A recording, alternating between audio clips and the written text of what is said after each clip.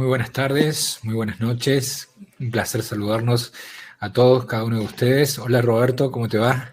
¿Qué tal, Fede? Buenas noches a todos. La verdad que contentísimo por estar iniciando este curso como nunca. Parece ser hasta la primera vez que estoy haciendo un curso online. Fíjate vos, ¿no? Qué expectativa que tenemos todos.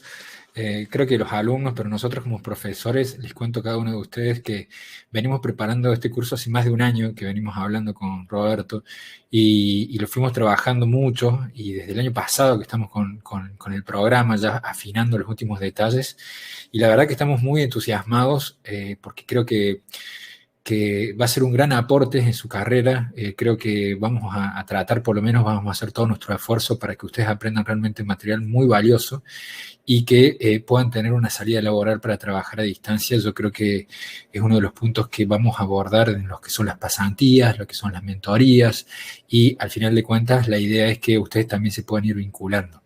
Así que eh, te voy a pedir que cuando ingresen pongan su nombre completo. Yo veo que hay algunos alumnos que tienen solamente el nombre. Les pido que pongan el nombre completo porque me parece que es interesante para que nos vayamos conociendo entre todos, ya que el día jueves, o sea, la próxima clase, le vamos a mandar un documento para que ustedes pongan si quieren ser parte, si quieren formar una consultoría a partir de este curso. Entonces ahí vamos a preguntarles, bueno, la profesión que tiene, la experiencia, la edad, cuál es su especialidad y bueno, el país, por supuesto, la ciudad. Y uno de los puntos que nosotros tenemos en consideración para que ustedes el día de mañana se puedan vincular son el tiempo disponible que tienen para que se puedan unir y trabajar a distancia. Así que bueno, Roberto, no sé cómo lo ves vos a este tema de las Mira, consultorías. mira, estoy viendo ahí que Maximiliano García entró desde la Antártida, así que fíjate hasta dónde ha llegado este curso. La verdad que es es un incentivo para todos, digamos, no solo para mí o para vos, sino para todos los que están participando de esto, porque pueden entender de esa manera también la magnitud, hasta dónde hemos llegado y a dónde queremos llegar con todo esto, porque la idea, como dijimos a lo largo de todo este tiempo, es poder transmitir esto que hemos acumulado durante 20 años de carrera, con consejos prácticos, con clases prácticas. Yo creo que no hay que esperar una clase típica de la universidad, sino algo mucho más dinámico. Por eso esto que vos decías de poner nombre y apellido está bueno porque van a ser 2 meses y más también de contacto y de intercambio con la gente que está en el curso, así que está bueno que nos vayamos identificando. Sí, y de hecho también hablamos con Roberto que vamos a utilizar esta plataforma que estamos usando ahora en algunas clases para donde hay desarrollo de material teórico, pero después vamos a usar otra plataforma en la cual cada uno vamos a poner nuestras cámaras activas y va a ser más participativo, ¿sí? Ustedes saben que vamos a trabajar 3 casos en pasantías que están abiertos los casos. 2 son míos, uno de Roberto. El mío es un feminicidio de Ciudad de México y un abuso de firma en blanco de Mérida, México.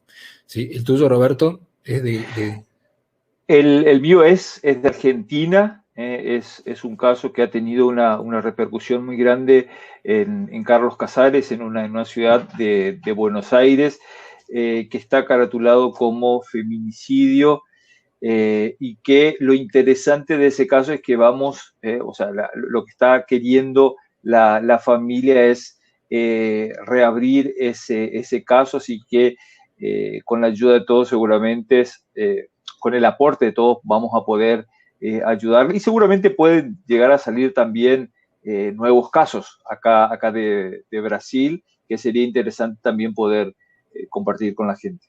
Así es. Así que bueno, sin más, vamos a empezar. Roberto, te pido que estés del otro lado atento porque seguramente te voy a hacer Dale. alguna pregunta. Y bueno, iniciamos.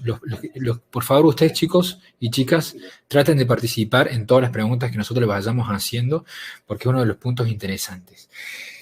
Nosotros vamos a desarrollar, primero que nada, fíjense que vamos a transmitir algo que se habla bastante poco, que es la asistencia técnica pericial. Junto con Roberto tenemos, corregime Roberto si no es así, entre los dos 40 años de experiencia trabajando en investigaciones criminales como peritos en distintos ámbitos. Y, y bueno, nosotros lo que vamos a transmitir es básicamente experiencia, ¿sí? Uno de los puntos que vamos a enfocar es cómo construir, yo hablo de construir porque viene mucho más allá de simplemente redactar un informe técnico pericial, cómo presentarnos con un abogado. Vamos a tener charlas desde cómo vamos a vestirnos para hablar con un abogado, desde cómo vamos a comunicarnos para sacar un presupuesto, por supuesto con los modelos por escrito, cuánto se tiene que cobrar, cómo se tiene que cobrar. Vamos a trabajar con modelos de contrato y al final la presentación del informe técnico pericial. ¿Qué es lo que es una asesoría técnica pericial? ¿Sí? Una asesoría técnica pericial no es una pericia propiamente dicha, es un trabajo conjunto por parte de un profesional de la ciencia forense junto con un despacho jurídico o un abogado particular para defender sus intereses desde el punto de vista técnico pericial. Algunos hacen esas asesorías simplemente por teléfono, ¿sí? Es decir, que de repente le hablan la causa y se lo transmiten por teléfono. Yo creo que eso es un error porque estamos perdiendo la posibilidad de hacer un trabajo mucho más completo, mucho más técnico y, por supuesto, de cobrar más, ¿sí? Cuando nosotros hacemos un informe técnico pericial de manera escrita. Desde los últimos, yo por lo menos diría, 3 años se ha llevado, los abogados, los estudios jurídicos se han animado más a hacer este tipo de consulta y con el tema de la pandemia es como que pasaron cosas extrañas porque de repente un perito oficial está trabajando a distancia, uno ya trabaja a distancia hasta como perito de control y mucho más con el tema de la asesoría técnica pericial. Yo creo que es una oportunidad muy grande que se está teniendo y que considero que si los abogados realmente supieran la información que se están perdiendo por no tener un asesor técnico pericial, se empezaría a trabajar en todos los casos. Ahora yo le pregunto, ¿por qué creen ustedes que las universidades no enseñan sobre asesoría técnica pericial? Es una pregunta abierta para que ustedes respondan lo que les parezca. Mientras tanto, yo voy a estar buscando algunas encuestas que tengo acá, pero se los dejo como una pregunta abierta porque me parece que es un tema interesante, ¿no? Porque si de repente estamos diciendo de que hay mucha salida laboral como asistente técnico pericial, si nosotros estamos diciendo de que se puede trabajar a distancia, la pregunta es, ¿qué está pasando? Que las universidades no están en sus planes, en sus programas académicos, cómo hacer para enseñar y cómo trabajar con el tema de la asesoría. Algunos se quejan de las universidades porque ya me han llegado mensajes diciendo, pero ¿cómo puede ser que no actualicen los planes, etcétera, etcétera? A la respuesta de esa yo le digo, no pretendan mucho de las universidades porque nadie sale preparado de una universidad. Pero no pasa por el tema de la licenciatura en criminalística. No pasa por la tecnicatura en criminalística, ni por abogacía ni siquiera. En ninguna universidad uno sale preparado para ejercer. Son las primeras armas que uno va a tener y después de ahí se tiene que empezar a especializar. Entonces yo siempre digo, no pongamos toda la responsabilidad en la universidad, nos enfoquemos en saber que solamente van a ser las bases y que posteriormente nosotros estamos obligados como profesionales a seguir formándonos y a seguir especializándonos. Bueno, ahí estoy leyendo algunas de las devoluciones que están escribiendo. Bueno, ahí Nicole dice que había policías en su universidad. Sí, yo con respecto a eso, Fede, les quería decir a los que nos están acompañando que como vamos a tener, digamos, casi 2 o 3 meses de clases, que hagamos esto bien interactivo. Que no tengan miedo en responder cuando se le pregunte algo o cuando se lanza una pregunta, porque para nosotros es súper importante conocer el pensamiento de cada uno para poder trabajar también en función de eso. Fíjate que la pregunta que vos acabas de tirar ahora es súper importante. Yo coincido con muchos de los pensamientos que escribieron en el chat en este momento, porque coincido con vos también en eso de que la universidad está fallando en eso, en la preparación de cómo deben trabajar en el ámbito particular, y eso yo lo tengo visto y muchos de los que están hoy acá en este curso fueron parte de las pasantías de consultoría pericial y dan fe de eso. Así que yo creo que en este curso van a poder vivenciar un otro punto de vista. Olvidémonos del trabajo oficial para concentrarnos en el trabajo pericial particular, que es lo que nosotros estamos apuntando.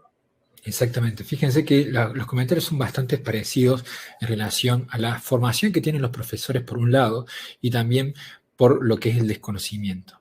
Si nosotros fuimos formados por peritos oficiales, sean policía o profesionales que trabajen en policías judiciales, difícilmente les van a estar explicando y comentando cómo se puede trabajar con asesorías, ¿sí? Porque nunca lo hicieron. Además, convengamos que si son profesionales de 30, 40 años para arriba, se fueron formando por profesores que le enseñaron en el siglo pasado. Y estas técnicas no eran asiduas, no era común el tema de la asesoría técnica pericial. Entonces vuelvo a lo mismo, tratemos de posicionarnos en dónde estábamos parados como alumnos cuando estaban cursando y entender también de por qué no han tenido esta formación, ¿sí? Pero el punto principal es no cuestionar lo que nos han enseñado, sino tratar de ver cómo nos vamos a especializar. Y respecto a este tema de lo que es la asesoría técnica pericial, yo creo que hay dos cuestiones principales que hay como, yo le podría llamar mitos por parte de los forenses. El primer mito que hablo es, y se lo voy a preguntar a ustedes acá en una encuesta, porque los que me conocen saben que me gusta escuchar sus opiniones en las encuestas. Le voy a hacer rápidamente para que responda por sí o por no. La primera, el perito concluye sobre la verdad de lo que pasó. Los que ya me siguen en las redes sociales deben saber ya cuáles son mis opiniones al respecto.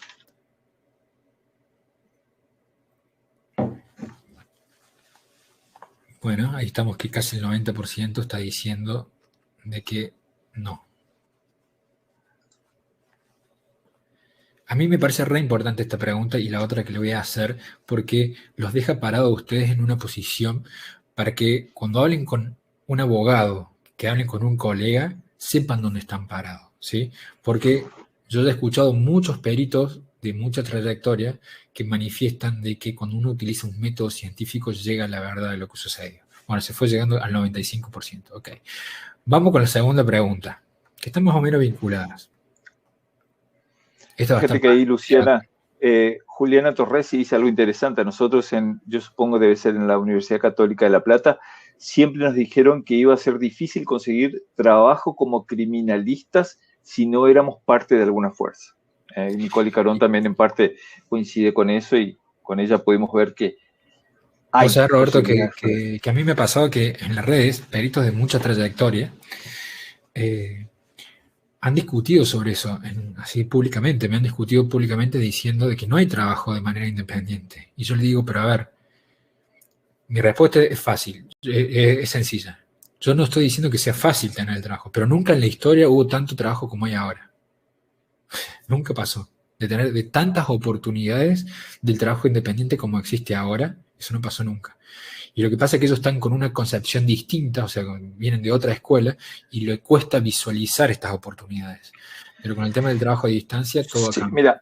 Mira, yo le quiero contar a la gente que por ahí no me conoce y que está hoy en este curso. Yo soy egresado de la Universidad Nacional del Nordeste en Corrientes, Argentina. Egresé en el año 2000.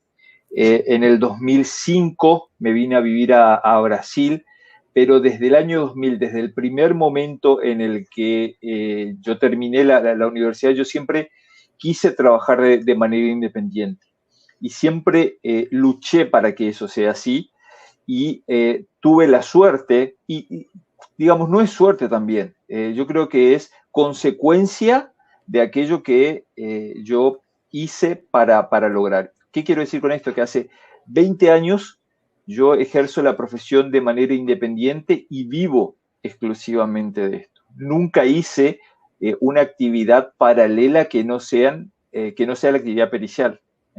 Entonces, yo sí puedo decir, sí se puede. Yo no sé si yo tengo la fórmula para alcanzar ese éxito, pero sí les puedo decir cómo, y esa es la idea de este curso, cómo hice a lo largo de estos 20 años para lograr vivir exclusivamente de las pericias y hacer esto que creo que todos los que hoy estamos acá amamos hacer.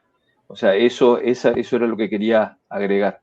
Sí, vos fíjate, Roberto, que a mí me están consultando peritos que se están por jubilar. ¿Cómo hacer para trabajar de manera particular? Porque se están por jubilar y salen en la calle sin la experiencia, no saben qué hacer, no saben qué pasos dar, no saben cómo presentarse con el abogado, cuánto cobrar, qué hacer. Y son personas de mucha trayectoria, ¿no? Pero bueno, volviendo a lo que estábamos hablando recién, ya va a haber clase en el cual Roberto va a exponer más que yo y en esta, más que nada, voy a tomar yo el timón. Pero obviamente, Robert, cuando me quieras interrumpir, estamos acá atentos. Dale. Fíjense qué interesante esa respuesta. ¿Los peritos son imparciales? 52% dice que sí y el 47% dice que no. Nunca sabe calcular bien esta plataforma. Mi respuesta es, los peritos no son imparciales, sino que pueden ser imparciales. ¿Estamos?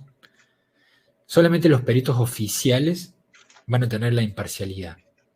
Pero un perito de parte, justamente por lo que dice, es de parte, no va a ser nunca imparcial. Y ahí hay, algunos dicen, es un juego de palabras. No es un juego de palabras.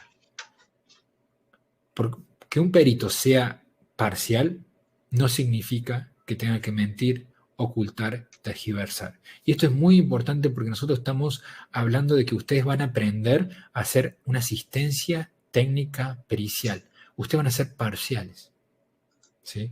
Ustedes no van a estar en el medio como si fuera un juez. O sea, fíjense una cosa. ¿Qué dice? La pregunta dice si son... entonces quiero... A ver, déjame ver. No, incomprensibles no, dice imparciales. La pregunta sí, de la encuesta dice imparciales. Imparciales. Sí. Yo leí imparciales, que decía. Yo también, pero ahí fíjate que ya otra persona escribió incomprensibles. Entonces a lo mejor se tradujo mal, no sé, yo veo que dice imparciales. Bueno, al margen de... no importa. El punto principal es el siguiente. Si ustedes, de repente... Mira vos. Es incomprensible. Qué loco, ¿no? Porque yo lo veía como imparcial. Es la primera vez que me pasa. Sí, yo leo, ¿ves? Hay gente, Martín Ibáñez dice que lee imparciales. Raro, mira, ahí lo voy a poner de vuelta, a ver qué se ve. Claro, qué pregunta rara sería entonces. ¿Los peritos son incomprensibles? Está como rara la pregunta. Yo también. ¿Los peritos son imparciales? ¿Ahora lo ven imparciales? Yo leo imparciales. Listo. ¿Se entendió? Sí, yo creo que sí se entendió. Entonces, ustedes como peritos, como profesionales de la ciencia forense que van a asesorar a una de las partes, ustedes tienen que tener en claro que son parciales. ¿Estamos? A mí en mi carrera judicial me ha tocado ser perito de parte, perito de oficio, perito oficial, trabajar como funcionario judicial corrigiendo, o sea, no corrigiendo, sino valorando las pericias y volver a ser perito de parte. Yo cuando entré a trabajar en el Poder Judicial, yo decía, me encanta trabajar en el Poder Judicial porque yo siempre voy a tener que ir con la verdad y no voy a tener que estar forzando conclusiones. Después me di cuenta de que podía ser perito de parte sin tener que forzar nunca una conclusión, ¿sí? Sin tener que exagerar nunca, sin tener que tergiversar nunca. Es decir, ser parcial, pero ser plenamente objetivo, ¿sí? Eso ustedes lo tienen que tener muy, muy claro. Nosotros como asistentes técnicos periciales lo que vamos a buscar son debilidades de la Fiscalía, siempre analizando el punto de vista objetivo. Cuando buscamos debilidad de la Fiscalía, el 100% de los casos criminales, la Fiscalía tiene debilidades.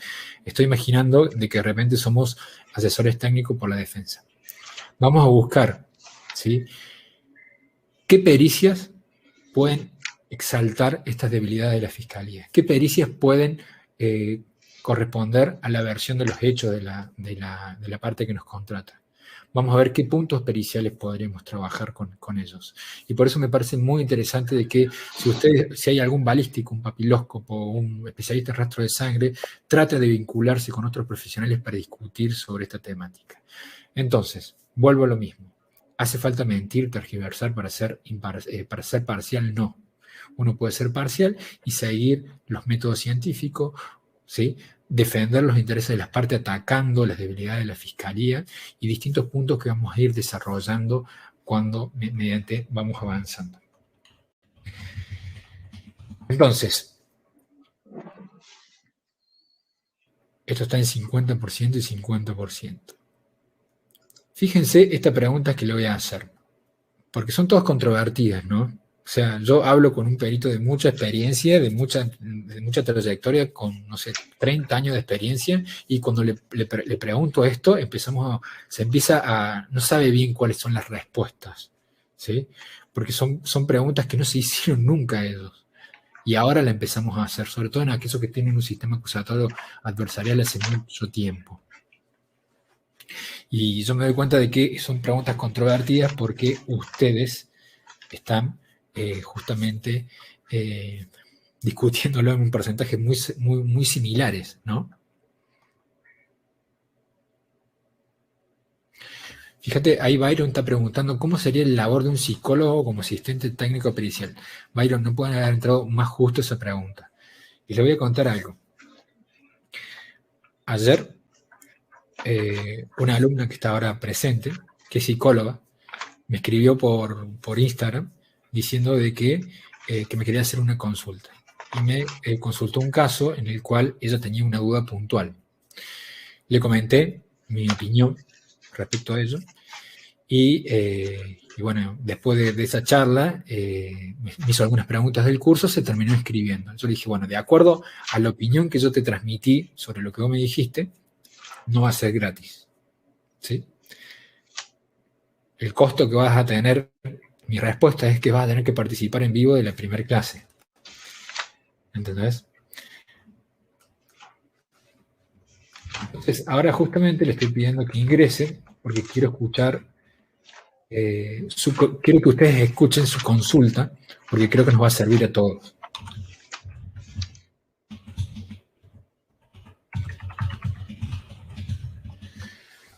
Ahí le acabo de pasar el link y estoy esperando que ella ingrese. Pero fíjense la pregunta que yo le estoy haciendo, ¿no? ¿Debemos defender los intereses de la parte que nos contrata? Ahí está entrando Sofía. Hola. Hola Sofía, ¿cómo estás? ¿Todo bien? Bien, ¿me ven? Sí, no, tenés que activar la cámara arriba a la izquierda. A ver.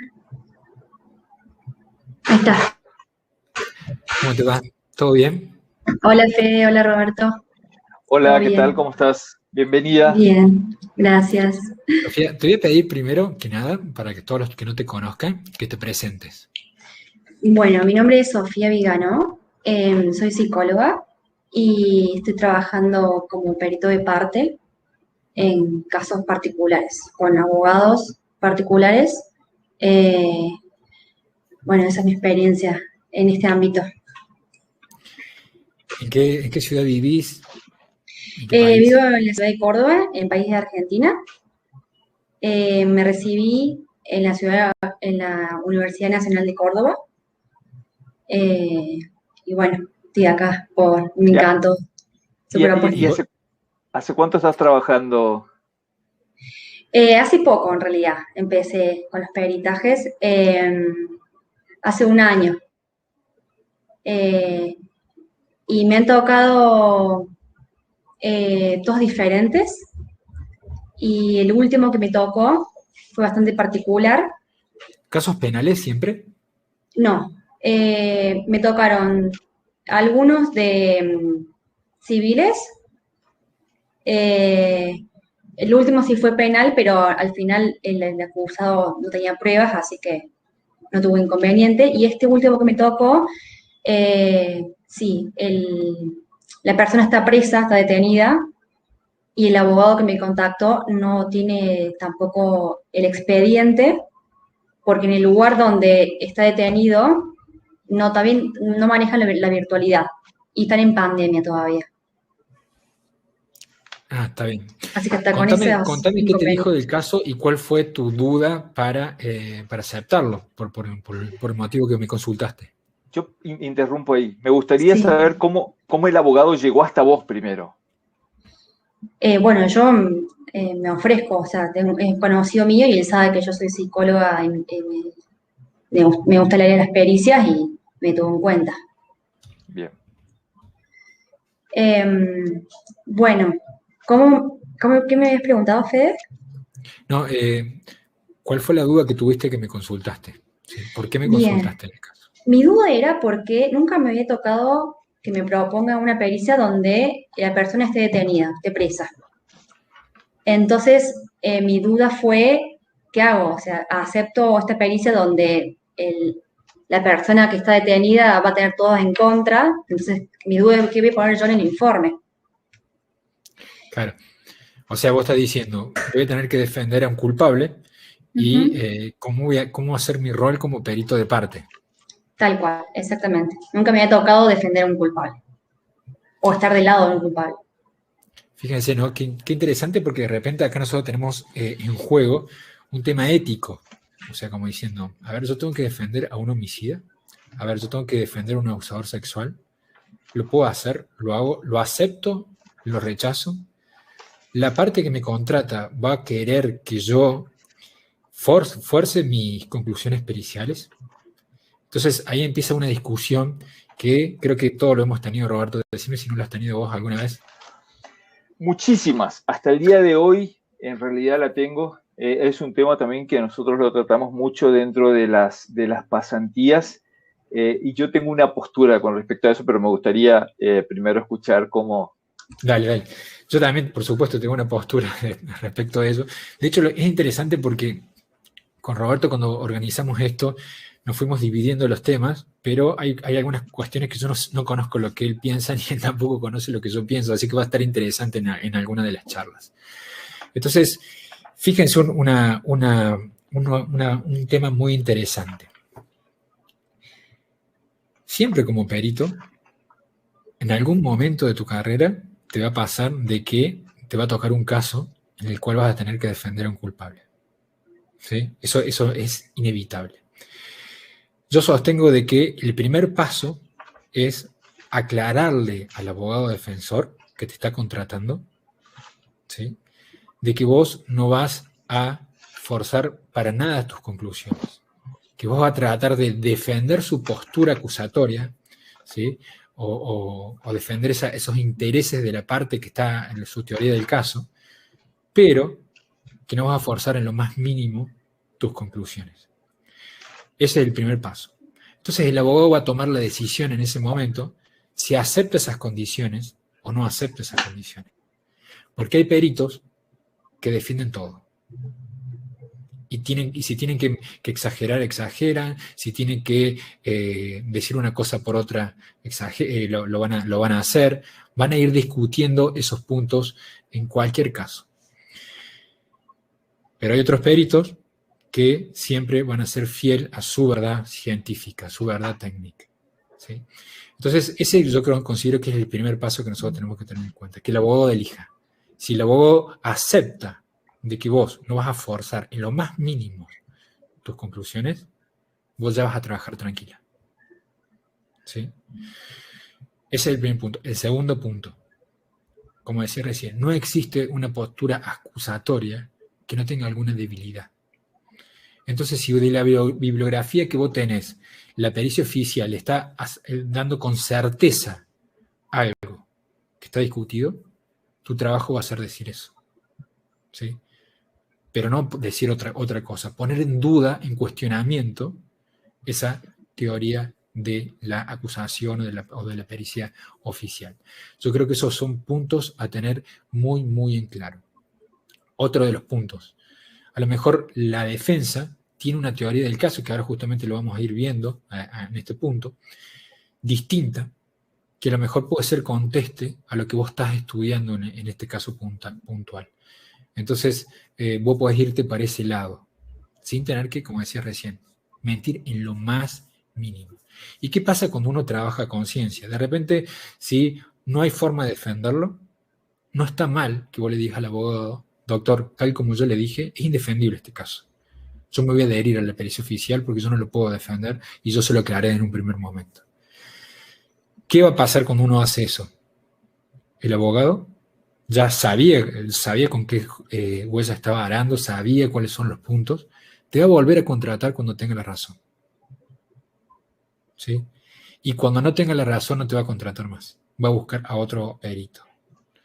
Entonces, eso es lo interesante, de que de repente, si vos siempre vas con la verdad, a la larga te van a empezar a llegar casos que están relacionados a la verdad, ¿sí? O sea, a defender a inocentes o acusar a culpables, ¿sí? No sé, Roberto, si vos querés aclarar algo. A ver, con respecto a ese punto, digamos, que es muy, muy particular, yo creo que no hay profesional, no hay perito que no se haya encontrado con ese gran dilema. Yo en mis inicios también me he encontrado con ese dilema. Pero ¿cuál fue mi pensamiento con respecto a eso? Porque yo creo, y ahí creo que Norma Peña Herrera lo decía, chocamos con un conflicto más de índole ética. Entonces, ¿qué es lo que pasa? Constitucionalmente, todos los seres humanos tenemos derecho a una defensa. Perfecto. ¿Quién es el profesional que se encarga de la defensa de esa persona? El abogado. ¿Qué es lo que hace el perito? ¿Defiende? Para mí en lo particular no defiende. Para mí en particular el perito produce prueba. Esa prueba puede ser, y de hecho muchas veces lo es, contraria a la parte que te contrata como perito, siempre hablando como asistente técnico o perito de parte. ¿Puede ser contraria? Claro que puede ser contraria, pero vos estás yendo siempre con la verdad, estás yendo con el resultado de aquello que después de analizado todo el proceso, después de haber aplicado toda la metodología, concluiste. Entonces, si vamos por ese camino, digamos, en el que no va a producir ningún conflicto ético, nosotros como perito no tenemos absolutamente ningún tipo de incumbencia en eso. A mi perito me contrata fulano de tal, como en el caso de ella, por ejemplo, me contrata para producir prueba. Yo siempre le digo, yo no estoy ahí para defender, yo estoy para producir prueba. Puede ser que mi prueba justamente fundamente o le dé más fuerza a la tesis defensiva de esa persona o a la tesis acusatoria. Puede ser que sí, como puede ser que no. Ahí él está, obviamente, en su derecho de poder usar o no usar. Pero eso no implica de que yo como profesional pueda realizar ese trabajo y pueda cobrar por ese trabajo. Por eso el tema de la imparcialidad yo voy mucho más por ese lado. Yo siempre, y discuto eso mucho acá en Brasil, yo siempre digo que debemos ser imparciales. Independientemente de ser oficiales o no, debemos ser imparciales porque nosotros no nos debemos a quien nos contrata, nos debemos a la ciencia. ¿Sí? Sí. Pero ahí, Roberto, yo hago una aclaración. Cuando de repente te está contratando una parte, ¿sí? Y te está diciendo, mi cliente no firmó el documento. Y vos le estás diciendo, ok, vamos a hacer este punto pericial. Vos perdiste la imparcialidad en ese momento. Vos estás trabajando con objetividad, o sea, estás siguiendo lo que dice un método científico, pero ya sos parte. ¿Entendés? Cuando vos sugerís a una parte una postura defensiva, una postura acusatoria, ya te corres. El único imparcial es el juez o un perito oficial que no va a tratar de beneficiar en ninguna de las partes. Pero cuando vos agarrás y decís, ok, vamos a hacer una cosa, vamos a pedir si hubo un abuso en firme en blanco, vamos a pedir esto, o sea, salís hay una parte acusatoria y una defensiva. Vos estás trabajando para crear una teoría del caso defensiva y ya saliste de lo que es la versión oficial de vamos a ver qué fue lo que pasó.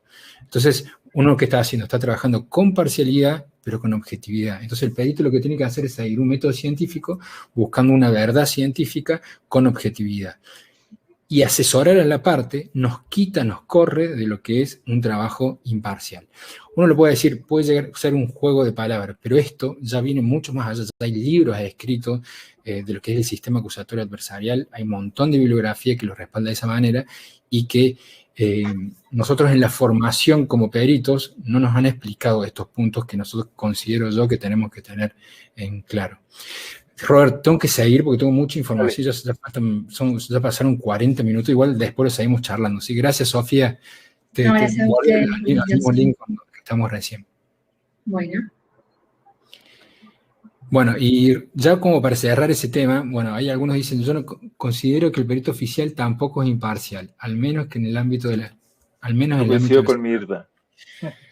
Eso ya es otro punto, Mirta, extremadamente interesante lo que vos estás planteando, porque yo siempre considero, yo trabajando como funcionario judicial, cuando yo hablo al perito oficial y le digo, esta es mi postura, ya estoy perdiendo la imparcialidad. Sí, creo que a eso te estás refiriendo vos, Mirta. Está perdiendo la imparcialidad el perito oficial cuando está al lado del Ministerio Público buscando puntos periciales, contándole cuál es su versión de los hechos, etcétera, etcétera. Entonces yo siempre digo, a ver, fiscales, funcionarios, si van a hablar con el perito oficial, que esté el abogado al lado, para que no le diga cómo son las cosas, lo que se está buscando, porque teóricamente sería un perito en el cual no tendría que beneficiar a ninguna de las partes. Entonces, es uno de los puntos en cuestión. Y ahora, la tendencia de los sistemas acusatorios adversariales es que se eliminen los peritos oficiales. Es decir, que haya un perito de la Fiscalía y un perito de la Defensa, que a mí me parece lo más adecuado porque ahí se va a contraponer la prueba como corresponde, ¿sí? Como un órgano acusador y un órgano defensivo y el juez imparcial que resuelve. Y entonces el juez puede decir, me convenció la defensa, me convenció la Fiscalía. Me parece eso muy interesante para debatir. Pero bueno, ahora vamos a pasar al tema de lo que es la construcción de la teoría del caso, ¿sí? Cuando yo le hablo de esto de decir, a ver, ¿se llega a la verdad o no se llega a la verdad de lo que sucedió? Yo me estoy refiriendo a que nosotros nunca vamos a saber lo que realmente pasó en ese hecho histórico, ¿sí? Cuando tenemos que reconstruir una gran cantidad de variables, estas circunstancias de tiempo, lugar, modo y personas, no vamos a poder establecer que nosotros vamos a determinar justamente con este trabajo toda esa reconstrucción conceptual. Entonces, por eso, en un proceso penal se empiezan a construir lo que se llama teoría del caso. Es importante que los peritos sepan de teoría del caso, chicos y chicas, porque cuando ustedes hablan con el abogado y conocen estos puntos que vamos a hablar ahora, van a saber a dónde pararse, qué es lo que está diciendo el abogado. Cuando ustedes le transmitan algunos términos, el abogado va a entender que ustedes conocen del caso. Y cuando ustedes conocen del caso, pueden tener más confianza cuando hablamos con los abogados. Entonces, uno de los puntos principales que tenemos que tener en cuenta es lo siguiente. La teoría del caso es nuestra versión clara y sencilla de lo que pasó en ese hecho que se investiga. Toda teoría del caso tiene que tener estos cuatro puntos. Circunstancia de tiempo, circunstancia de lugar, circunstancia de modo y circunstancia de personas. Es decir que, vuelvo a lo mismo, la teoría del caso es nuestra versión simple, sencilla, del hecho que se investiga. Entonces yo le pregunto a ustedes, porque esto es importante que nosotros lo vayamos visualizando.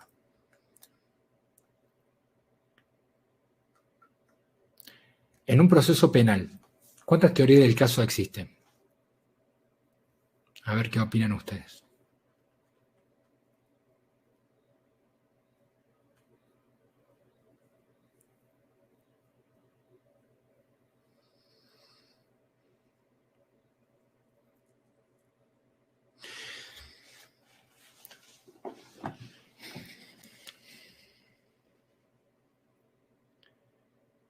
Bueno, la mayoría está respondiendo 3 o más, ¿sí? En un proceso penal controvertido, ¿sí? Es decir, que se está negando el hecho, nunca va a existir una sola teoría del caso, por lo menos va a existir 2 teorías del caso. Es lo mínimo que va a existir siempre, ¿Estamos? Dos versiones de los hechos. ¿Cuáles son las versiones de los hechos que existen en un proceso penal? La versión de la fiscalía, que acusa con sus peritos, y la versión de la defensa, que defiende con sus peritos. ¿Sí? Entonces siempre hay un mínimo de dos teorías del caso. De repente puede haber varios imputados y distintos defensores, entonces a lo mejor hay más teoría del caso, pero básicamente en un proceso penal hay dos teorías del caso que se contraponen, dos versiones de los hechos que se contraponen. La fiscalía, que dice que el imputado realizó tal actividad, tal día, a tal hora, ¿sí? Entre tal persona y tal persona. Y la defensa, que puede tener alguna versión defensiva, una estrategia defensiva, siempre la tiene. Recuerden esto, la defensa siempre tiene una teoría del caso, por más que no se traduzca en el expediente. ¿Estamos? Generalmente consigue con el fiscal y la que el arma y juega con todo lo que se presenta. Perdón que no pueda seguir todos sus comentarios porque si no me pierdo, pero quiero que ustedes lo tengan muy bien en claro. Entonces, la teoría del caso es la versión de una de las partes, ¿sí? Fiscalía, acusación o defensa. Ahora bien, ustedes van a hacer una asesoría técnica pericial. Cuando yo hablo de la acusación puede ser la querella también, ¿no? ¿Qué pregunta tiene que hacer el asesor técnico pericial? Lo primero que tiene que saber es ¿para qué parte está trabajando? Eso lo tienen que entender. ¿Para qué parte están trabajando? Y yo creo que estamos dando conceptos que por ahí vienen contrapuestos a lo que le han enseñado a ustedes en la universidad, pero yo estoy seguro que al finalizar la cursada van a poder entender que ustedes como asesores técnicos pericial van a respaldar los intereses de una teoría del caso. ¿Estamos? Es decir, que va a venir su cliente y le va a decir, mi cliente, va a venir su abogado y le va a decir, mi cliente no estaba en el lugar de los hechos. Mi cliente sí fue el que lo mató, pero no como dice la fiscalía. Mi cliente, no sé, se le escapó el disparo y no como dice la fiscalía que fue doloso. Entonces ustedes van a empezar a trabajar el caso, van a estudiar el caso, respaldando o defendiendo esa teoría del caso. Entonces la primera pregunta que va a hacer un asistente técnico pericial es, ¿para quién estamos trabajando? ¿Para la teoría del caso de la acusación o para la teoría del caso de la defensa? Porque el asistente técnico que no está visualizando de esa manera no va a hacer bien su trabajo. ¿Entendemos? El asistente técnico que quiera hacer de perito imparcial, ¿sí?, no va a estar haciendo bien su trabajo. Y yo les cuento un ejemplo muy sencillo. Me contratan de la querella en un caso de una reconstrucción virtual en Córdoba. Yo estaba como perito de parte de la querella, de la acusación, controlando el trabajo de peritos que habían trabajado conmigo en el momento que yo creé la Oficina de Reconstrucción Virtual de Córdoba. Y estamos en la reunión interdisciplinaria. Y yo lo que estaba haciendo es buscando toda la prueba que acuse, ¿sí? Porque yo era parte de la acusación, parte de la querella. Y algo que no me convenía a mí, lo buscaba en esa reunión interdisciplinaria. ¿Sí? ¿Con la idea de mentir? No. ¿Con la idea de exagerar? No. ¿Con la idea de tergiversar? Tampoco. De repente yo veo, era un caso de un lugar de espectáculo que se llama Orfeo, Superdomo, en el cual un niño, no me acuerdo si tenía 4 o 6 años, se cayó de una tarima, ¿sí?, de una valla y tuvo unas lesiones graves. Entonces se discutía quién tenía la culpa, ¿sí?, si el dueño del Orfeo o el padre del niño que no lo había descuidado. Entonces era importante saber cómo se había caído el niño, la altura de la tarima. Yo en la fotografía veía de que el plano habían hecho la tarima como que era recta y yo la fotografía la veía media curva. Entonces yo decía, claro, si fuera recta, a lo mejor se puede haber sentado, pero si fuera curva se puede haber refalado, siempre pensando de que la culpa la tienen los dueños del Orfeo. Entonces, mientras yo lo pensaba y lo trabajaba, yo decía, a ver, vamos a ver, yo voy a solicitar una ampliación de la pericia. Y mis compañeros de trabajo de toda la vida, que ahora yo lo estaba controlando, me miraban y me decían, ¿qué estás haciendo, Federico? ¿Por qué estás pidiendo una ampliación de la planimetría? Porque vos fijate que la foto se ve curvo y esto está recto, entonces yo quiero, para mi defensa, o sea, de mi postura, de mi teoría del caso, Yo solicito una ampliación. Me miraron diciendo, bueno, el perito de control de la parte acusadora responde esto. Se lo pidieron al fiscal, el fiscal me hizo lugar. Fuimos al lugar del hecho a hacer una ampliación de planimetría legal y resulta que la tarima que habían puesto que era de 80 centímetros, se habían equivocado y era de 40 centímetros. Era una tarima extremadamente baja, que era totalmente beneficioso para mi versión de los hechos. Y de hecho la reconstrucción virtual que ellos estaban haciendo la tuvieron que cambiar completamente. Yo si hubiera sido perito oficial, nunca hubiera cuestionado esa planimetría. Nunca habría buscado para una versión, porque yo era perito oficial antes.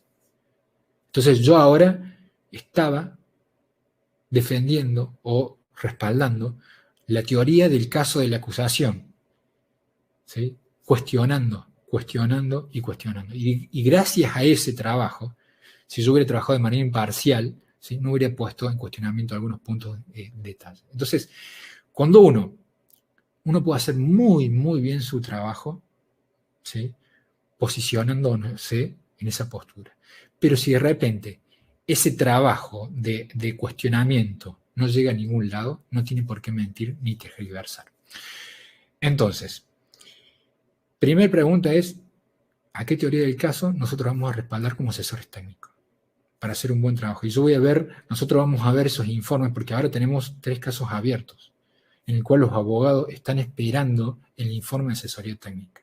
Entonces, el que se pone mejor en los zapatos de la teoría del caso de la acusación, lo tienen que saber muy bien. Va a poder identificar cuáles son las debilidades de la fiscalía o de la defensa en este caso. Mientras el que no se pone en los zapatos de una teoría del caso difícilmente lo va a poder verificar. Entonces,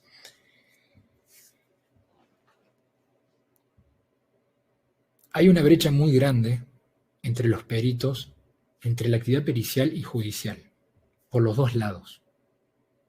Cuando los fiscales no conocen sobre pericias, cometen errores gravísimos.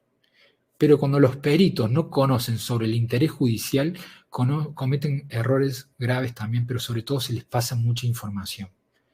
Es decir, ustedes como peritos no están formados para conocer lo que la fiscalía está necesitando. ¿Sí? Yo trabajé muchos años como perito de parte oficial, pero recién aprendí todo cuando fui funcionario judicial. Cuando era funcionario judicial y agarraba el expediente y veía el trabajo de los peritos, yo ahí me daba cuenta de que había una brecha entre el conocimiento pericial y el conocimiento judicial. El perito clásico convencional, ¿qué diría? No tengo por qué saber del interés judicial. Yo soy el que investiga la prueba técnica y científica. Yo voy a buscar en el lugar del hecho lo que corresponde y voy a decir la verdad. No me interesa. Ajá, mira vos qué interesante. O sea, estoy seguro que de los 62 personas que están conectadas ahora, más de uno piensa. Buena pregunta, Mirta. Muy buena pregunta, Mirta.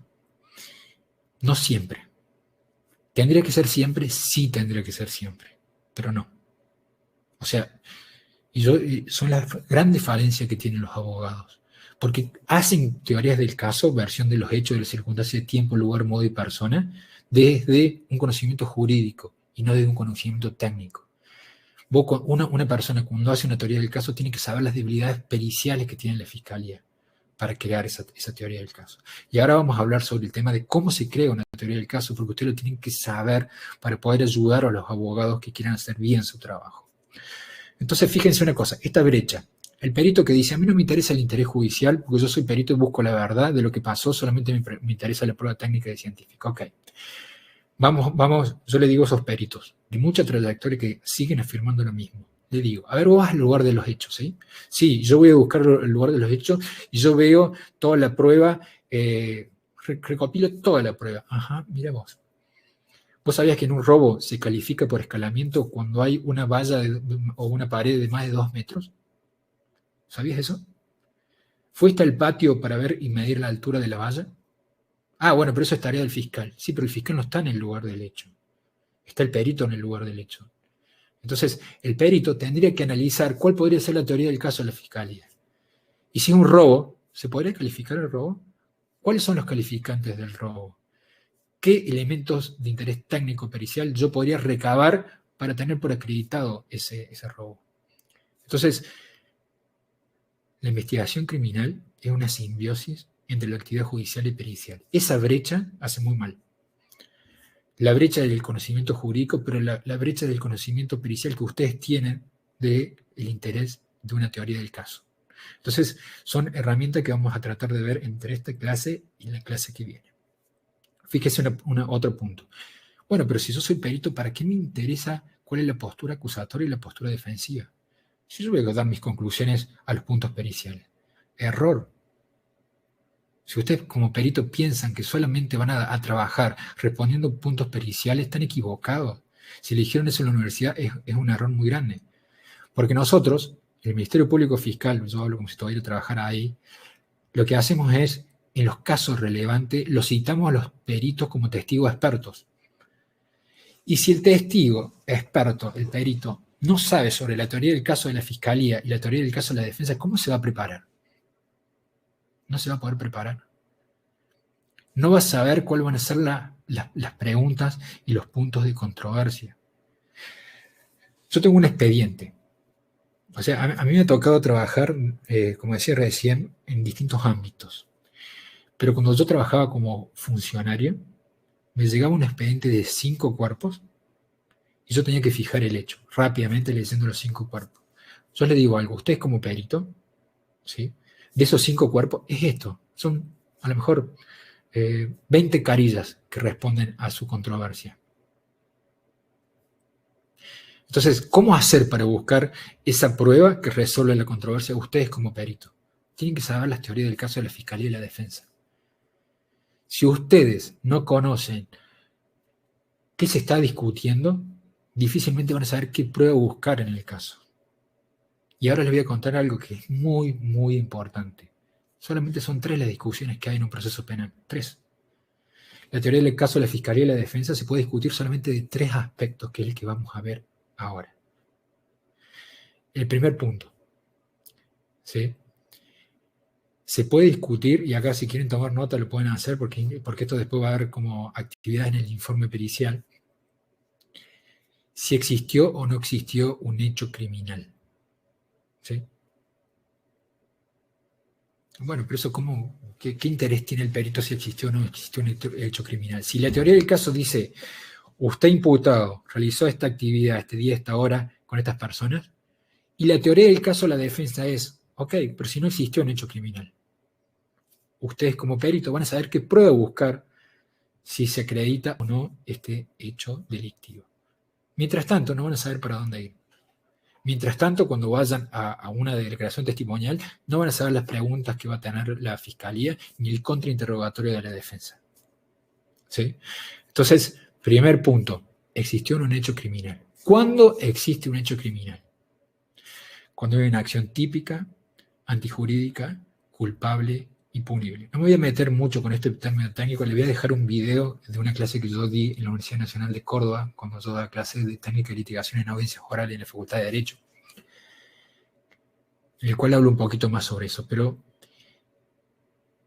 se discute muchísimo el tema pericial, si existe o no un hecho criminal. ¿Cuándo no existe un hecho criminal? Por ejemplo, ¿se les ocurre algo? A ver si se animan a escribir cuándo no existe un hecho criminal y se está peleando para ver si existió o no existió un hecho criminal. Uno de los casos que tenemos ahora, creo que vamos a abordar ese tema.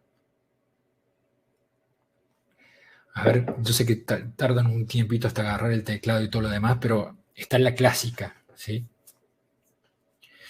Por ejemplo, mientras ustedes escriben, yo les voy dando, hay varias opciones cuando se discute si existió un hecho criminal. Por ejemplo, que haya sido un accidente. No sé, la persona que iba conduciendo se duerme y hay un accidente. O sea, el policía que está con el arma se le pone y se dispara. ¿Sí? No hay una acción típica. Claro, no está tipificado cuando no es un delito tipificado en el Código Penal. Cuando le falta de alguno de los 4 componentes. Exactamente, cuando falta cualquiera de esos componentes no es delito. ¿Sí? Pero, por ejemplo, hay algo muy clásico. Sí, por supuesto, vamos a hablar de antijuricidad, culpabilidad, pero no me quiero meter en el tema tan jurídico porque se van a liar, dirían los españoles. Yo le voy a dar con ejemplos a este punto. De hecho, yo consideraba que si ustedes están muy interesados en esto, dar una clase separada a este curso, por supuesto gratuito para ustedes, detallando un poco más de cuándo es antijurídico, cuándo es culpable, cuándo es punible, etcétera, etcétera. Por ejemplo, yo le daba el ejemplo del accidente, ¿sí? Suele pasar, ¿sí? De repente un policía que se dispara solo y después dice, a ver, alguien lo mató, sí, estaba la señora al lado, vamos a investigarlo. Y bueno, pero se disparó él solo. Cuando se cumple algunos requisitos. Sí, sí, pero yo estoy buscando ahora ejemplos, chicos y chicas. A ver, hay un ejemplo clásico que se discute muchísimo. Ahí está, muy bien, Vanessa. ¿Fue suicidio o homicidio? Es típico, sobre todo en los feminicidios, que se está discutiendo los feminicidios. No, ella se mató. Entonces, el imputado está diciendo, no existió un hecho criminal. Y esa es la prueba que se va a discutir. Entonces, de los 4 o 5 cuerpos, ¿sí? Va a haber prueba de que lo vieron en el lugar del hecho, va a haber prueba de que, bueno, montones de elementos probatorios, pero si se está discutiendo solamente eso, nosotros como peritos tenemos que ir directo al grano, tenemos que saber qué es la prueba que resuelve la controversia. Entonces es muy importante saber cuáles son las teorías del caso en controversia, ¿sí? Muy bien, si fue suicidio o accidente, pero yo he tenido otros tipos de casos interesantísimos, por ejemplo, que lo mate un animal. Fíjense, nosotros tuvimos un caso en el cual había un testigo presencial de un caso muy importante que aparece muerto en un aljibe, en el campo. ¿Sí? Todavía no había declarado. No, Norma. Ahí sea asesinato de un grado tentativo, ¿no? Eso es un delito. Pero vos recién dijiste, estás haciendo muy buenas acotaciones, Norma. Recién dijiste algo muy interesante que lo vamos a abordar ahora. Está perfecto. Pero entonces, por ejemplo, les estaba contando, un testigo presencial de un caso muy importante, el caso Corraini, de acá de Córdoba, aparece muerto en un aljibe. Era de campo, al medio de la nada. Se empezó a investigar. Entonces dijimos, ¿cómo puede ser que haya caído a la madrugada? Lo habían visto que había salido de un bar y que nadie se había acercado a la casa porque estaba muy alejado y había muchos testigos que nunca vieron un auto ni nada por el estilo. Resulta que una de las hipótesis era de que probablemente algún animal de que él tenía lo haya empujado y se haya caído. Entonces hicimos una reconstrucción judicial del hecho y un bombero se acercó al alfibe y vino una vaca que estaba filmada y lo golpeó de atrás en la cola y casi se cayó, si no lo agarraban se caía. Entonces se terminó archivando por ese hecho. Pero, ¿qué me refiero? Que para que sea una acción típica, antijurídica, culpable y punible, tiene que tener determinados requisitos. Por ejemplo, un chico de 10 años que dispara y que mata a otra persona, no sería un homicidio porque no sería punible. Pero son todos puntos clásicos de discusión. Nosotros, como mayores puntos que hemos tenido de experiencia en casos criminales, cuando se discute el primer punto de controversia si existió o no un hecho criminal, es el siguiente. ¿Fue suicidio o fue homicidio? Y el segundo, ¿fue homicidio o fue legítima defensa? Fíjense, ¿no? ¿Fue homicidio o fue legítima defensa? ¿Qué significa esto? Que cuando nosotros estamos en un caso de legítima defensa no es delito, ¿estamos? Porque es una causa de justificación. ¿Estamos? Entonces, primer punto de controversia entre las teorías del caso es este: ¿existió o no un delito? El segundo punto, por eso está bueno que ustedes lo anoten a esto, el segundo punto es el siguiente: ¿participó o no participó el imputado? Es por orden. El estudio que ustedes hacen del caso, a ver, yo como funcionario judicial, agarro, me empiezo a estudiar y después como voy defensor veo, a ver, cuál es la debilidad de la fiscalía. ¿Tiene para decir que existe un hecho criminal? Sí, sí tiene. ¿Tiene para decir que mi imputado estaba en el lugar? No, no lo tiene. Entonces, esa es la teoría del caso de la defensa. ¿Cuándo se da esto? Si participó o no participó el imputado.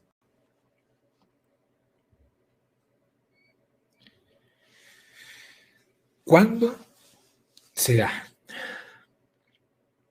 Algo muy típico, seguramente Roberto ha tenido casos similares, yo tengo un caso abierto actualmente referido a esta temática, es cuando hay disparos de policías, ¿sí? Donde hay un tumulto y que de repente necesitan sindicar a un culpable. Entonces, ¿existió un hecho criminal? Sí, hay un chico muerto. ¿Participó el imputado? No, el imputado mío no participó, dice el abogado defensor. Mi teoría del caso es que él estaba parado acá, pero fue otro policía el que disparó, no, o puede decir, no sé cuál de los otros policías disparó. Entonces, no se va a discutir si existe un hecho criminal, no se va a discutir si al chico se le escapó un disparo, no se le va a discutir si le disparó un chico de menos de 13 años, no se va a discutir, etcétera, etcétera. Se va a discutir si participó o no. Entonces, es importante ahí establecer de dónde vino el disparo. Y toda la prueba, que puede haber 12 cuerpos, se centra de dónde vino el disparo y nada más. ¿Estamos? Fíjense qué importante. De mis casos particulares, yo no he tenido tantos reconstrucciones, he tenido 3 o 4 y 5, referido a este segundo punto, si participó o no participó el imputado. Y ahora viene el que yo más he participado, que es el tercer punto en discusión. Recuerden, siempre hay 2 teorías en caso en controversia, la de la acusación y la defensa. Usted como asistente técnico van a estar desde el lado de la acusación o desde el lado de la defensa, defendiendo esos intereses. De esas teorías de caso en controversia solamente hay 3 controversias, 3, que se analizan por orden. Primero, si existió un hecho criminal o no, ¿sí? Segundo, si participó o no participó el imputado. Y tercero, ¿cuál es el tipo penal a aplicar? Y creo que vos, Norma, dijiste recién algo referido. Cuando se discute este tercer punto, la persona está condenada. ¿Está? El imputado está condenado. Entonces recién Sofía decía, ¿qué hago yo? ¿Lo defiendo o no lo defiendo? A lo mejor la teoría del caso de la defensa era el tercer punto. Está condenado, pero no con el calificante que dice la fiscalía. ¿Lo entendemos eso? Trabajar como perito es procurar buscar justicia, auxiliar a la justicia para que se haga justicia. Y que a un imputado le den la pena que realmente cometió es hacer justicia. Muchas veces la fiscalía acusa de más. Yo le diría en un gran porcentaje, la fiscalía acusa por hechos calificados que el imputado no cometió. Entonces, si nosotros estamos defendiendo a un culpable, pero tiene una pena justa, hicimos justicia. ¿Lo vemos eso? ¿Lo entendemos eso? Es muy importante que ustedes lo entiendan, que no van a estar yendo en contra de su ética si logran de que un culpable tenga una pena justa. Y eso es lo que nosotros tenemos que abogar como peritos. ¿Estamos? Entonces, cuando nosotros vamos a hacer un estudio de asesoría técnica, vamos a leer el caso y ustedes van a ver que yo tengo un formulario que siempre trabajo y les pregunto siempre a los chicos que trabajaron en las pasantías, ¿cuál de las 3 controversias es el que estamos trabajando? Si me dicen la segunda, yo ya sé qué prueba es la importante. Si me dicen la tercera, el tipo reconoció el hecho, está condenado, se está discutiendo el tipo penal, ya sé por dónde voy. Si se está discutiendo si existió o no existió el hecho, fue suicidio, homicidio, ya sé cuál es la prueba importante. Ustedes lo van a ir ganando con el tiempo, esa experiencia. Pero es muy importante que conozcan la teoría del caso de la fiscalía, que conozcan la teoría del caso de la defensa, para saber cómo van a asesorar. Mientras ustedes no lo hagan, no van a poder hacer un trabajo como corresponde. ¿Sí? Roberto, no sé si querés agregar algo más.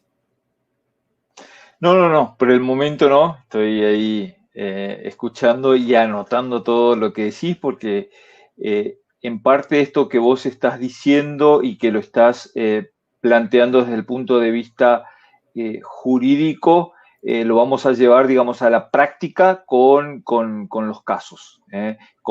Eso digo para que si hay alguien que por ahí no entendió bien estos conceptos, que por ahí pueden ser difíciles, que se quede tranquilo que con el correr del tiempo y con el análisis de los casos nosotros vamos a poder o van a poder entender mejor. Y principalmente cuál es el papel del asistente técnico, que es lo que nosotros no tenemos que perder el foco. Eso en todo momento vamos a tener que aclarar. Estamos como asistentes técnicos.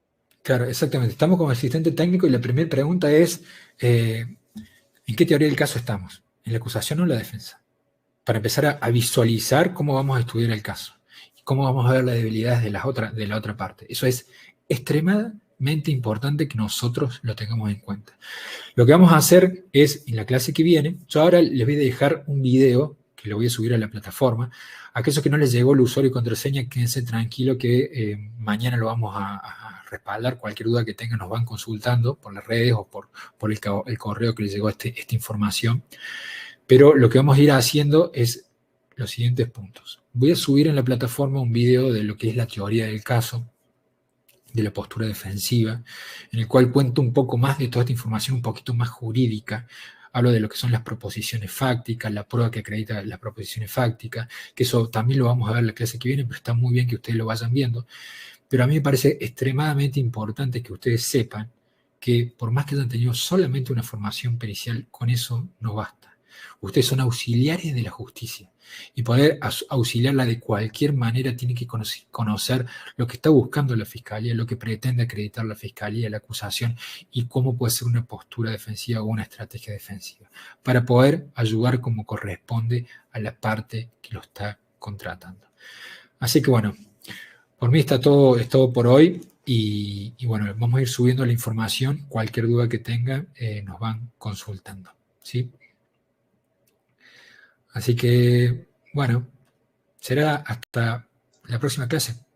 Es el jueves a las 20 vamos a estar nuevamente con este curso. En esta primera semana es esto, un poco más de teoría, la teoría que la vamos a aplicar, no crean que es una teoría en la cual va a quedar en eso, digamos. Este curso pretende ser todo lo contrario a cualquier otro curso tal vez que hayan hecho.